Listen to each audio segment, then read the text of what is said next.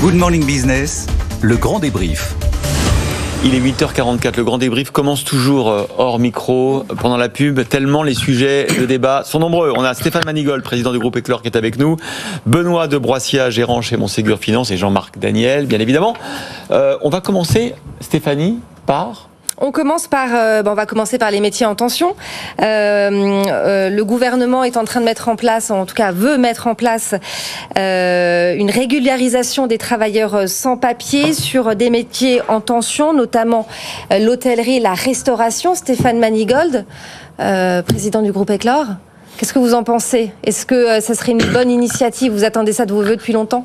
Écoutez, moi, c'est la fin d'une hypocrisie. Je pense que beaucoup de chefs d'entreprise nous écoutent et la question qu'on peut valablement se poser, c'est est-ce que nous avons des secteurs en tension ou est-ce que c'est la valeur travail qui est en tension? Et ça, c'est pas la même chose. Et je vais vous rappeler quelques chiffres dans les secteurs dits en tension. Sur le site de Pôle emploi, où n'importe qui peut se connecter aujourd'hui et vérifier mes dires, il y a 50 157 cuisiniers inscrits sur le site de Pôle emploi en France disponibles, qui touchent la solidarité nationale, 39 682 serveurs-serveuses qui touchent la solidarité nationale, qui sont censés travailler du jour au lendemain, et je les ai appelés, a priori, ils n'ont pas trop envie. Et dans le bâtiment, puisque je ne suis pas sectaire, je pense à mes confrères du bâtiment, puisque nous rénovons également nos restaurants, eh bien il y a 14 143 personnes qui cherchent du travail et qui bénéficient du fruit de la solidarité. Donc je ne sais pas. Mais dans la restauration, là, par exemple, les 50 000 et 30 000 que vous citiez... Ça fait 100 000. Combien? Ça fait près de 100 000 personnes. 100 000, est-ce qu'il y a 100 000 emplois à Pincan? Il y en a 300 000. Ah oui. Donc, et dans les chiffres que je vous donne, c'est sur la base du volontarisme. C'est-à-dire que quand vous bénéficiez de la solidarité nationale et que vous inscrivez à Pôle emploi, vous faites le choix de dire oui, j'accepte d'être contacté par un employeur. Et donc votre numéro apparaît et vous rentrez dans ces chiffres. Mais vous pouvez aussi faire le choix, ce qui est près de la moitié. Qu'est-ce qui se passe quand vous les appelez? Ils nous expliquent que ils n'ont pas projet tout de suite de retravailler, ils veulent encore un peu profiter, prendre des congés. C'est vraiment la valeur travail qu'il faut remettre en place. Mais quand vous dites ça, vous savez que on va vous dire, vous exagérez, c'est pas vrai, il n'y a pas de... Les chiffres sont là, ils sont vérifiables. Il y a 100 000 personnes qui touchent la solidarité nationale. On parle de secteur en tension. Moi, j'ai un problème sur la valeur travail. Le Covid a balayé la valeur travail. Mais tant mieux, on a protégé nos salariés. Aujourd'hui, il faut protéger les entreprises.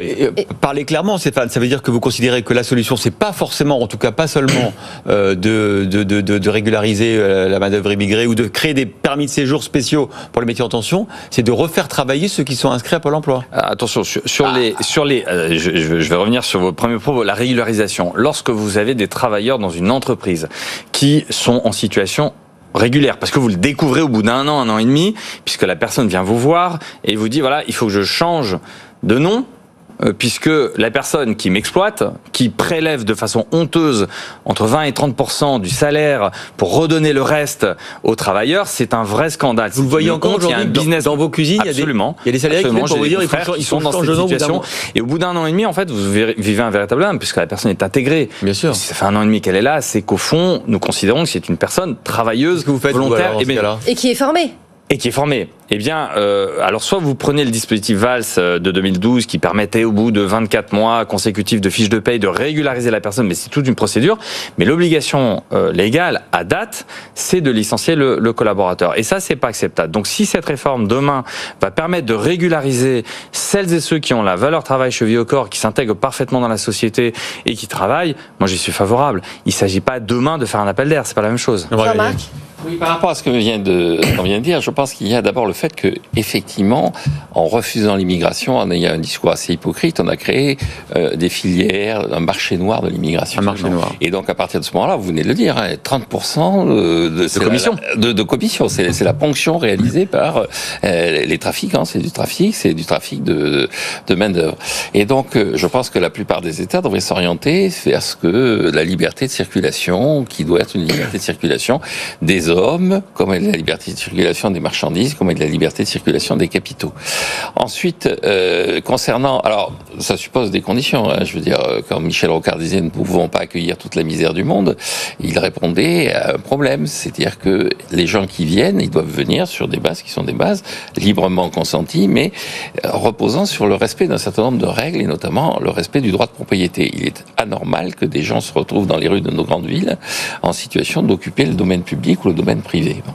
La deuxième remarque que je ferai, c'est que effectivement, ces chiffres sur le chômage sont édifiants, mais on n'arrête pas de parler de la réforme du chômage.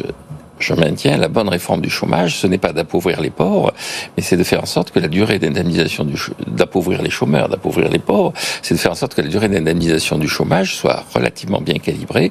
Les économies. C'est prévu normalement avec la modulation par rapport à la conjoncture économique. Hein. Absolument. Et donc on va voir quel va être le résultat de la réforme. Ce qu'il y a d'important, c'est quand même que les pouvoirs publics ont fini par s'apercevoir que c'était là qu'était le nœud du problème, et donc ils ont pris des dispositions.